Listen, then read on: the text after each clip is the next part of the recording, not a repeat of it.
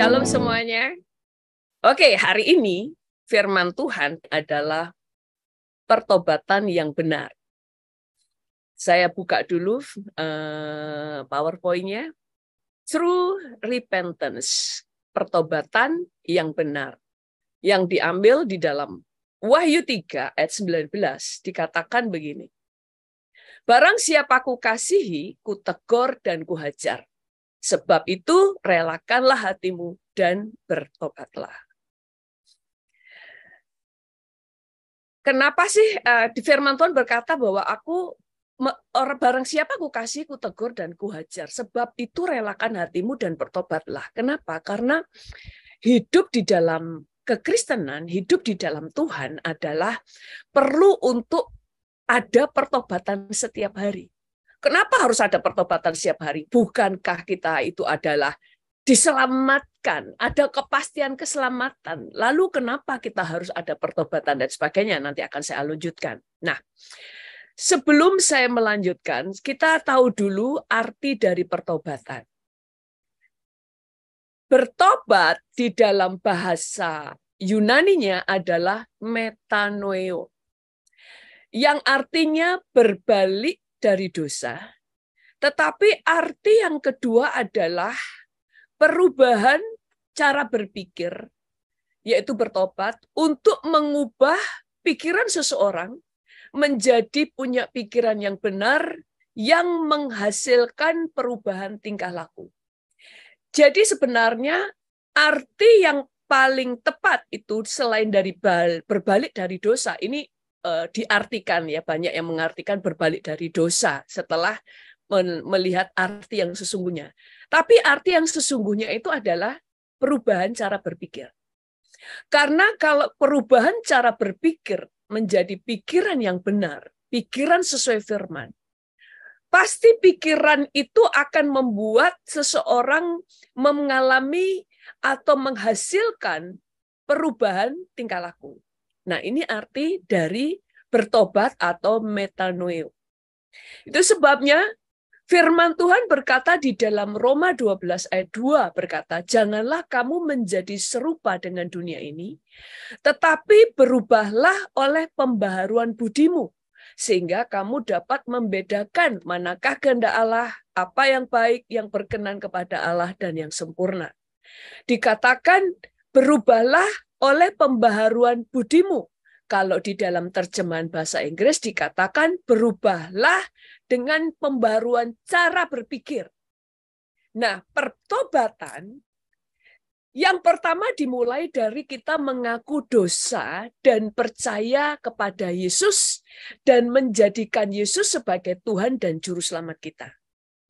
Tetapi kemudian selanjutnya kita itu dibawa Tuhan untuk mengerti tentang perubahan cara pikir. Perubahan cara pikir kita harus diperbaharui setiap hari. Itu sebabnya kenapa kita itu diberi firman, kita perlu beribadah, sampai firman Tuhan katakan jangan meninggalkan pertemuan-pertemuan ibadah dan sebagainya. Karena cara pikir kita ini harus terus dikikis dengan firman. Nah, kapan hari minggu yang lalu ya, 2 minggu yang lalu yang saya sampaikan tentang apa sih firman yang menjadi rema di dalam penglihatan itu adalah kita punya otak, kemudian iblis memberikan kayak awan ya kan, pikiran-pikiran yang salah. Misalnya segala sesuatu itu ini nggak mungkin, ini mustahil, ini sulit, ini sesuatu jalan buntu, kamu itu pecundang, kamu nggak bisa berhasil. Itu kayak awan. Waktu kita kemudian percaya, maka itu menjadi otak yang baru di atas otak kita. Ini otak, gini ada otak yang baru, itu bukan otak kita.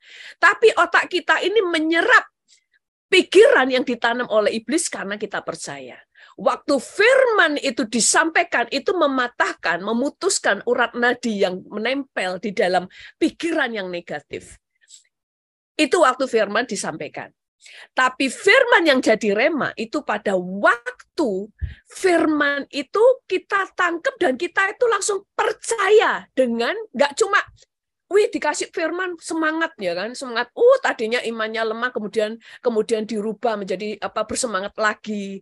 Nggak cuma itu, tapi kita jadi percaya bahkan firman dan mengubah cara pikir kita. Maka nggak cuma urat nadi kita yang nempel di otak yang lama atau pikiran yang ditanam iblis itu putus, tapi pikiran negatif yang dari iblis itu pecah.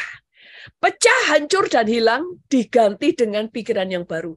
Maka pikiran otak kita yang asli itu kemudian urat nadinya itu nancap di firman. Itu yang membuat pikiran kita terus diubah karena kita nyerap firman. Firman yang jadi rema. Makanya di dalam pikiran kita itu kan banyak pikiran-pikiran negatif yang lain yang bertentangan dengan firman. Itu sebabnya pikiran kita itu diperbaharui terus-menerus. Dikikis terus-menerus dengan firman yang terus firman yang kita mengerti. Firman yang kita pahami, firman yang kita percaya, firman yang mengubah cara pikir. Yang akhirnya nggak cuma mengubah cara pikir, tapi firman yang menjadi daging. Yang artinya firman itu mengubah cara hidup kita. Itu yang namanya firman menjadi daging. Yang kita lakukan itu adalah firman. Firman bukan hanya di pikiran, tapi sudah menjadi perbuatan. Itu adalah firman yang menjadi daging. Makanya begitu orang percaya menerima Yesus dengan Tuhan dan Juru Selamat, berikutnya, proses yang berikutnya adalah pembaharuan cara pikir. Karena kita ini walaupun di bumi, cara pikir kita harus berbeda. Nah, lalu berikutnya, kita ini sebagai anak-anak Allah harus tahu. Nah, ini kan cara pikir kita kan harus dirubah dan harus mengerti tentang firman. Kapan hari saya menyampaikan bahwa iman kita berbanding lurus, pertumbuhannya berbanding lurus dengan pengertian firman yang benar yang kita peroleh. Kenapa sih kita harus ada pertobatan setiap hari?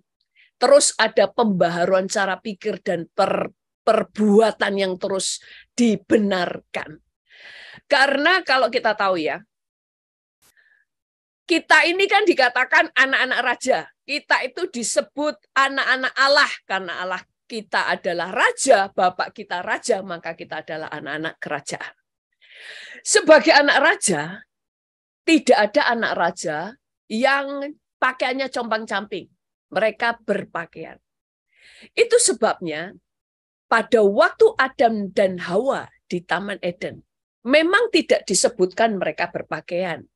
Tetapi waktu mereka makan buah pengetahuan dan dosa masuk, sejak itu mereka menyadari bahwa mereka telanjang. Bukan berarti tadinya mereka buta, nggak lihat mereka telanjang. Enggak. Tapi memang waktu pertama kali sebelum mereka jatuh dalam dosa, mereka itu diberikan pakaian kemuliaan Allah. Sehingga sekalipun mereka telanjang, mereka tidak malu karena tidak terlihat ketelanjangannya. Karena kekudusan Tuhan itu membawa segala sesuatu terhormat. Tuhan itu sangat terhormat. Makanya kalau di Alkitab selalu dilambangkan anak-anak Tuhan berpakaian. Nanti pada waktu di sorga diberi mahkota. Karena selalu bicara tentang kerajaan. Dikasih tongkat, ada bicara tongkat kerajaan. Tuhan berkata tentang kunci kerajaan, Tuhan bicara tentang jubah, bicara tentang mahkota, karena segala sesuatu bicara tentang kerajaan, karena Allah kita benar-benar raja. Makanya ada bala tentara, nggak ada raja yang tidak punya bala tentara. Allah kita seperti itu. Nah, kita itu berpakaian. Waktu berdosa, pakaian itu hilang. Hidup dalam pertobatan dan hidup dalam kekudusan. Sering orang nggak mengerti apa sih menjaga kekudusan. Itu menjaga pakaian kita tetap lengkap dan tidak bernoda. Jadi kita akan mengerti hal ini. Kenapa sih kita perlu pemberesan hati? Kita perlu hidup di dalam pertobatan setiap hari. Selain kita supaya kita terus naik di dalam pertumbuhan iman, tetapi juga di dalam kerohanian kita itu tetap di dalam keadaan berpakaian. Nah, nanti Selanjutnya ya. Semua orang di surga itu berpakaian. Maka akan dikatakan anak-anak Allah, waktu di surga mereka berpakaian putih, kita sudah sering mendengar ya. Dan anak-anak dunia itu telanjang. Nanti ada ayatnya. Makanya lambang kekudusan itu kita berpakaian. Selalu bicara pakaian, bicara tentang jubah. Kenapa? Itu adalah lambang kehormatan dan kekudusan Allah. Makanya pada waktu bangsa Israel dulu keluar dari Mesir, Tuhan itu juga mengajar imam-imam sampai pakaiannya itu ditentukan dengan detail. Kenapa? Ini bicara tentang sistem kerajaan. Nah, kemudian kalau anak-anak dunia bicara tentang orang berdosa, itu bicara tentang mereka dalam keadaan telanjang. Kenapa?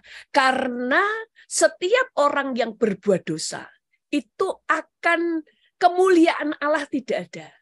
Makanya dia telanjang.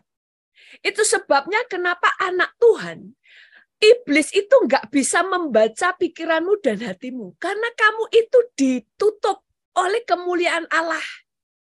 Iblis hanya tahu apa yang kamu pikirkan dan apa yang ada di hatimu. Kalau kamu ngomong atau kamu tulis di media, iblis tahu apa yang di hatimu. Iblis tahu apa yang kamu inginkan karena kamu berbicara. Selama tidak, iblis sebenarnya tidak tahu karena iblis tidak maha tahu. Nah, saya baca ya ayat firman Tuhannya.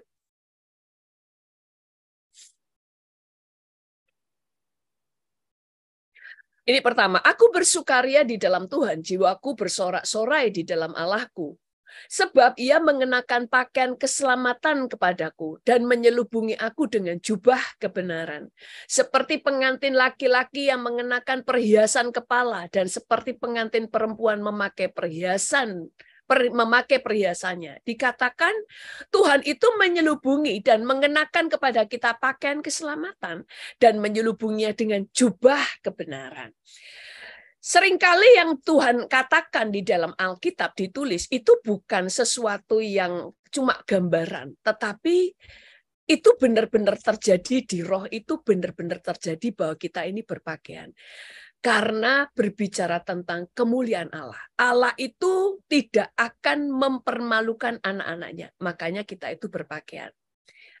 Ada banyak kesaksian orang-orang yang dulunya mereka perdukunan atau orang-orang yang dulu bisa melihat dengan indera indera keenam, itu mereka mengatakan beberapa kesaksian itu mereka berkata sebelum percaya Yesus mereka melihat anak-anak Tuhan itu berpakaian. Mereka bisa tahu mana orang Kristen dan tidak Kristen dari orang Kristen itu berpakaian. Orang dunia itu nggak berpakaian, makanya mereka bisa membaca apa yang di pikiran mereka dan apa yang ada di hati mereka. Tapi anak Tuhan itu terlindungi. Nah, ini berbicara tentang berpakaian. Kemudian firman Tuhan berkata begini. Aku berpakaian kebenaran dan keadilan menutupi aku seperti jubah dan serban. Lalu firman Tuhan di dalam Wahyu 17 ayat 16 berkata begini. Dan ke-10 tanduk yang telah kulihat itu serta binatang itu akan membenci pelacur itu. Dan mereka akan membuat dia menjadi sunyi dan telanjang. Dan mereka akan memakan dagingnya dan membakarnya dengan api. Pada waktu berbicara tentang dosa, selalu akan juga berbicara tentang ketelanjangan. Ketelanjangan artinya adalah sesuatu yang memalukan. Itu sebabnya firman Tuhan itu kan berkata begini. Kebenaran akan memerdekakan kamu. Kebenaran itu akan membuat kita itu tidak dipermalukan. Kebenaran itu akan membuat kita itu dibuat Tuhan itu dijaga. Tetapi dosa itu selalu mendatangkan malu. Dosa selalu mendatangkan malu. Makanya Alkitab berkata gini, pakailah ikat pinggang kebenaran. Kenapa sih? Zaman dulu itu pakaian itu kayak celana itu nggak kayak celana sekarang. Itu kain kemudian diikat dengan ikat pinggang. Kalau sampai ikat pinggangnya lepas, itu kain yang dipakai celana itu jatuh. Sehingga kelihatan kemaluannya, memalukan. Makanya dikatakan ikat pinggang itu kebenaran. Kalau kamu berbuat benar, kamu tidak akan pernah dipermalukan. Orang yang berbuat tidak benar, berbuat jahat, menipu orang, berbuat jahat kepada orang lain, berbuat dosa, pada waktunya pasti dipermalukan karena dia tidak memakai ikat pinggang kebenaran. Makanya senjata selengkap senjata Allah itu yang dikatakan ikat pinggangnya yang keikat pinggang kebenaran. Karena itu yang akan menolong kamu, tidak akan terlihat ketelanjanganmu. Nah, di dalam kehidupan kita tadi dikatakan iblis itu atau orang-orang yang berbuat dosa pada waktu berbicara tentang dunia dan segala kejahatannya bicara ketelanjangan. Mereka semua tidak tahu malu dan mereka akan dipermalukan dengan apa yang mereka lakukan.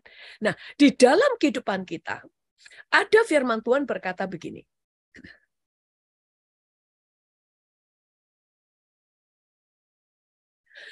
Lihat, aku, yaitu Tuhan Yesus, datang seperti pencuri.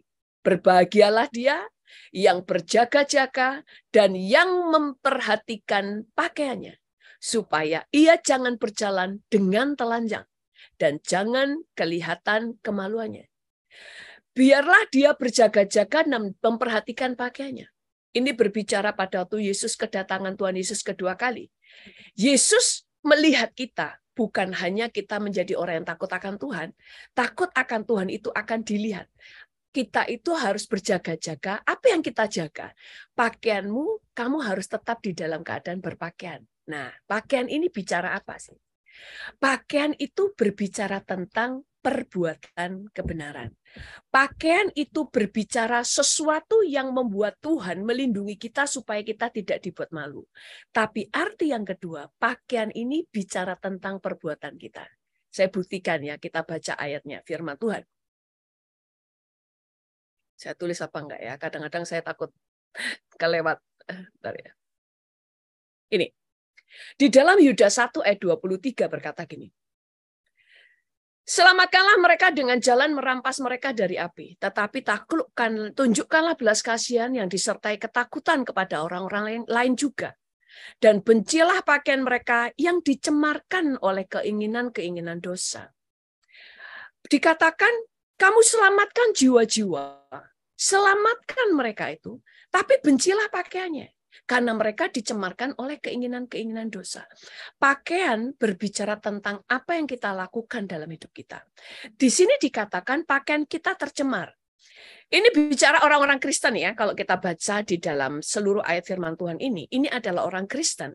Tetapi pakaiannya tercemar. Nah, dalam hidup kita, pada waktu kita terima Yesus sebagai Tuhan dan Juru Selamat, kita menerima pakaian kebenaran, kita memperoleh jubah keselamatan.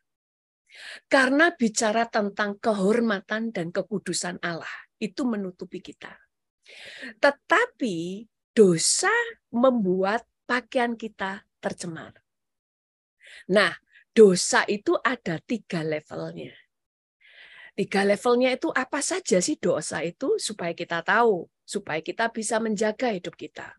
Pertama, di dalam Yakobus 1 ayat 15 dikatakan, dan apabila keinginan itu telah dibuahi, ia melahirkan dosa. Dan apabila dosa itu sudah matang, ia melahirkan maut. Jadi dosa itu dimulai dari keinginan. Keinginan itu dibuahi, dia akan melahirkan dosa. Dan apabila dosa itu terus dibuahi, ia akan melahirkan maut. Nah, urutannya berarti 3 level dosa. Yang pertama dari keinginan. Makanya dari keinginan kita harus kuasai supaya keinginan itu tidak menjadi kita wujudkan di dalam perbuatan. Tapi kalau kita nggak menjaga, maka keinginan itu akhirnya akan terwujud menjadi perbuatan dosa. Nah, ini tingkat pertama keinginan, level kedua berbuat dosa. Level ketiga, kemudian dia menikmati dosanya, tinggal di dalam dosa. Makanya di ayat yang ketiga inilah yang firman Tuhan katakan, mana ya? Oh, sudah nggak ada.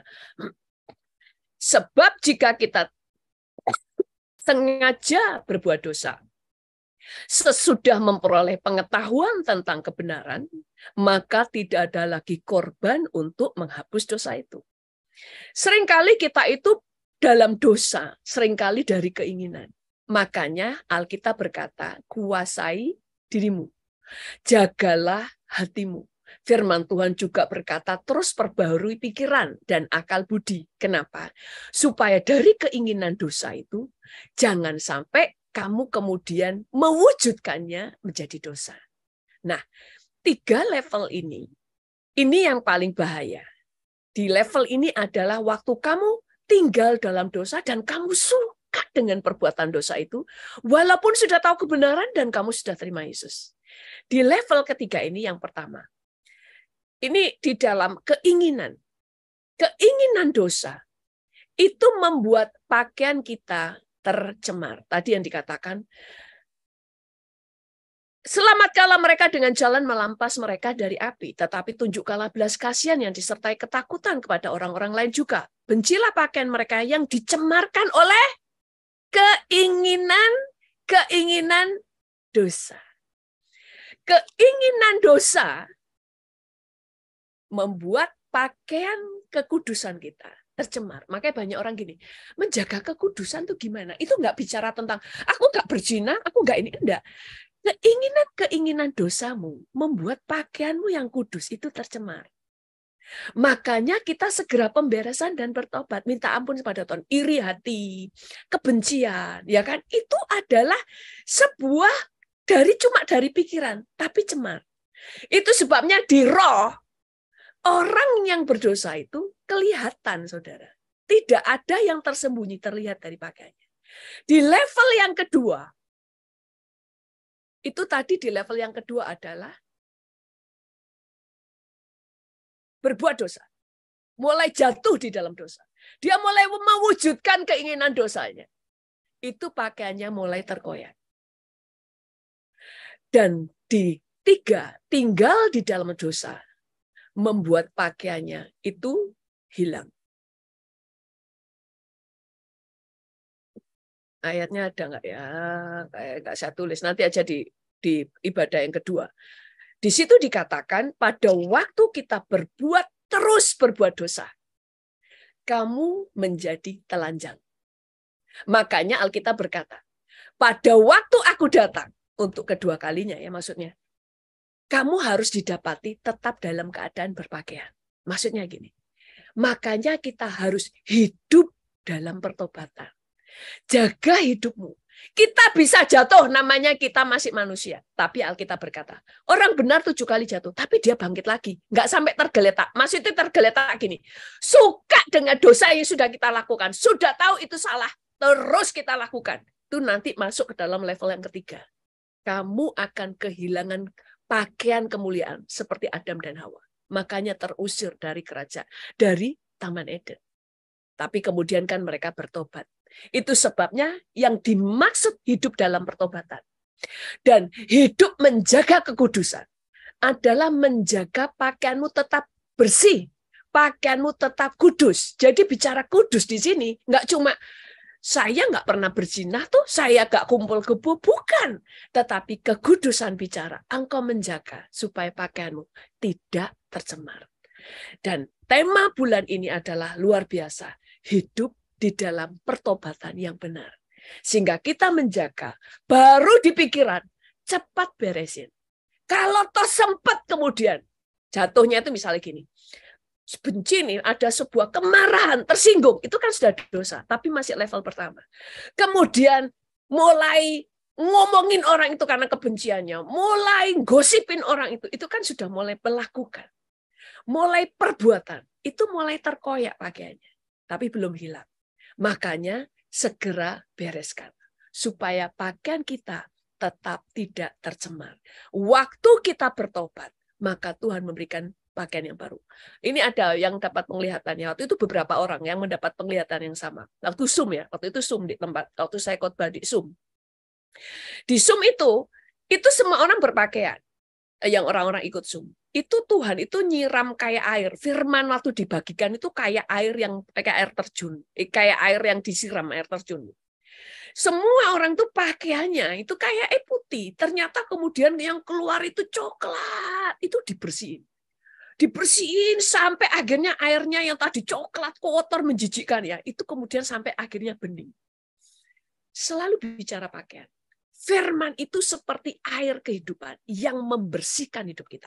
Membersihkan cara pikir kita. Waktu cara pikir kita diubah, kita mulai tahu kebenaran dan kita mulai percaya dan bertobat dari kesalahan kita. Itu kayak dibasuh. Dibasuh sehingga kita tetap dalam keadaan bersih. Kalau Yesus datang sewaktu-waktu, pakaianmu dalam keadaan masih utuh, dalam keadaan masih bersih. Amin. Sebelum saya serahkan kepada Pastor Yongki, mari kita berdoa. Tuhan, kami bersyukur kepadamu. Kami mau hidup kami tetap ada di dalam kehidupan pertobatan. Karena kami tahu bahwa kami diselamatkan hanya karena iman. Tetapi Alkitab juga berkata, kami tidak hanya diselamatkan karena iman, tetapi kami diselamatkan karena melakukan apa yang firman Tuhan katakan, yaitu melakukan kehendak Bapa yang di surga. Tolong kami Tuhan sehingga kami menjadi orang yang semakin dewasa, membenci dosa dan mengasihi dan mencintai kebenaran.